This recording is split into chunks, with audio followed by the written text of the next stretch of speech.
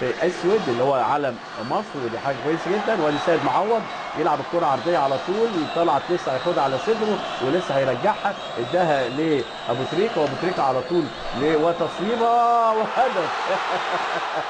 لسه على الريق كده هو، يعني حسام عاشور يحط هدف على الريق كده بعد ايه قد ايه، يعني بعد 30 ثانيه تقريبا، والاحضان اهو، والناس ايه يعني مباغته 30 ثانيه من المباراه، يمكن يعني اسرع هدف تقريبا، يعني على ملعب دريم بقى يشوفوا اسرع هدف من كده قبل كده ويقولوا عليه ملعب الاهلي، يكونوا هيقولوا ادي طلعت وادي ابو تريكه وادي احمد حسام عاشور يريحها بالمقاس، وادي على طول تصويبه كده في غفله اهو. بص، واحد اتنين، وعم بقى عاشور يحط هدف تاريخي بالنسبه له، لان قليل قوي لما بيلعب اللعبه دي بنلاقيها في مدرج كتير.